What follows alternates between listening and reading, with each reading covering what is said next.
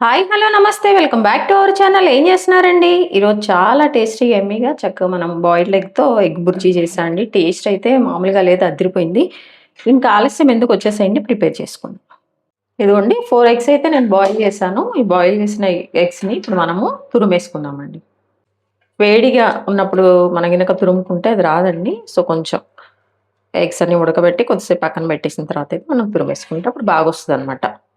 ఇట్లానే 4 ఎగ్స్ అండి తురిమేసుకోవాలి. ఇదిగోండి చక్కగా మనము తురిమి పెట్టుకున్న ఎగ్స్ అనమాట, బాయిల్డ్ ఎగ్. చూసారు కదా, దీన్ని పక్కన పెట్టేస్తున్నాను.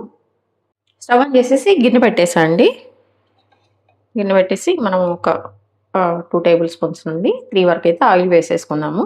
ఇదిగోండి కొంచెం ఆవాలు వేస్తున్నాను, అలాగే జీలకర్ర కూడా అండి. ఇవి కొంచెం వేగుతుండగానే మనము మీడియం సైజు 2 ఆనియన్లు అయితే కట్ చేసండి. ఇలా చిన్నగా కొంచెం సన్నగా కట్ చేసుకోవాలి కర్రీకి. అలా కట్ చేస్తాను. ఇవైతే యాడ్ చేసేస్తాను. ఆనియన్స్ అనేవి వేగుతుండగానే ఇదిగోండి ఒక పచ్చిమిర్చి నేను చిన్న ముక్కలు కట్ చేస్తాను అనమాట, బాగా సన్నగా. ఇవి కూడా మంచిగా ఈ ఆయిల్ అయితే వేగనిచ్చాలి. కొంచెం ట్రాన్స్పరెంట్గా వచ్చే వరకు అయితే మనం వేయించేసుకోవాలండి.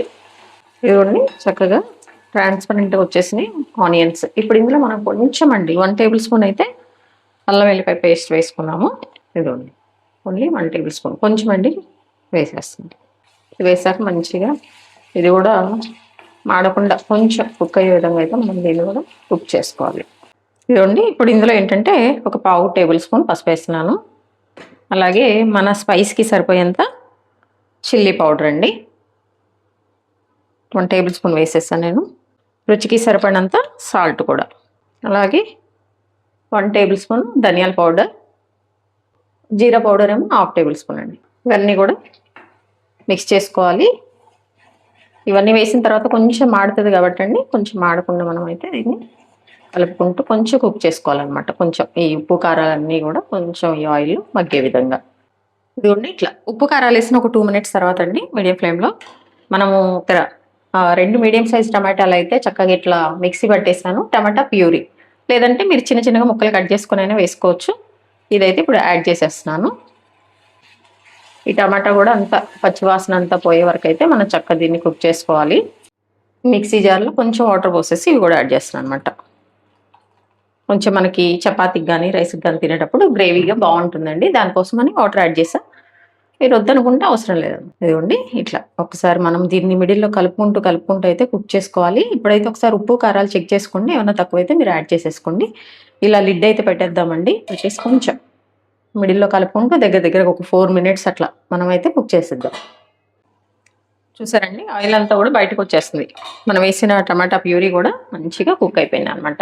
చూడండి ఇట్లా మంచిగా కుక్ అయిపోయింది అనమాట. ఇప్పుడు మనము ముందుగా పక్కన తురిమి పెట్టుకున్నాం కదండి ఎగ్స్. ఈ ఎగ్స్ అనేవి తురిమి పెట్టుకున్న ఎగ్ పొడిని ఇందులో వేసేయాలి. స్టవ్ అయితే ఇప్పుడు సిమ్లో పెట్టేసుకోండి. మీరు తినేటప్పుడు కొంచెం స్మెల్ వస్తుందా, చందమామ లోపల ఉన్న ఎల్లోది కూడా వేసాం కదా అనుకుంటారండి. వస్తుంది, కానీ కొంచెం మనం మసాలా ఇవన్నీ వేస్తాం కాబట్టి మసాలా పౌడర్ అది అంతగా అయితే రాకపోవచ్చు, రాదు కూడా. చపాతీకి అయితే చాలా బాగుంటుందండి, రైస్కి కానీ చపాతీకి. చూడండి వేసాక ఒకసారి మనం మిక్స్ చేసుకోవాలి. ఇదిగోండి మాకు ఇంక ఇట్లా దగ్గరగా ఓకే అనుకున్న వాళ్ళైతే ఇట్లానే కొంచెం మీరు సిమ్లో కలుపుకుంటూ కుక్ చేసుకోవాలి, కొంచెం ఆయిల్ వదిలే వరకు. లేదు మాకు కొంచెం కన్సిస్టెన్సీ వాటరీగా కొంచెం గ్రేవీ కావాలంటే మీరు కొంచెం వాటర్ యాడ్ చేసుకుంటే బాగుంటుంది అనమాట.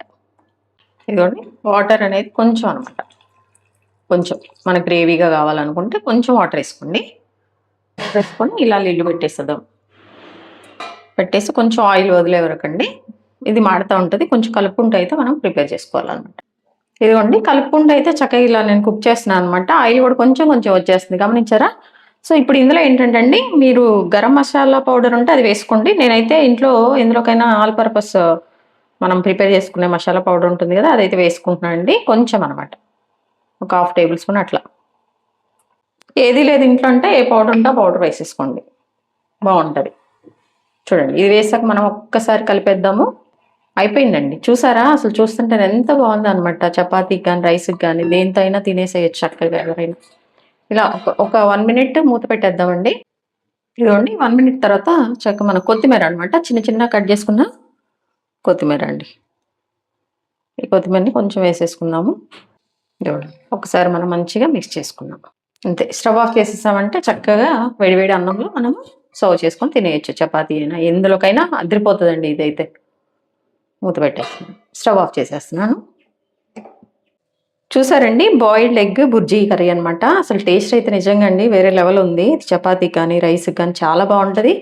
పిల్లలకి మనం ఇలా చేసి పెట్టామంటే చక్కగా తినేస్తారండి. ఎందుకంటే ఆమ్లెట్ కాకుండా ఇది బాయిల్డ్ ఎగ్ కాబట్టి మొత్తము వైట్ ఎల్లో మొత్తం కూడా మనము తురుముకొని చేసుకుంటాం కాబట్టి పిల్లలకు కూడా చాలా హెల్దీ ఉంటుందండి. స్పైసెస్ కొంచెం తక్కువ వేసుకొని చేసుకుంటే కనుక అదిరిపోతుంది.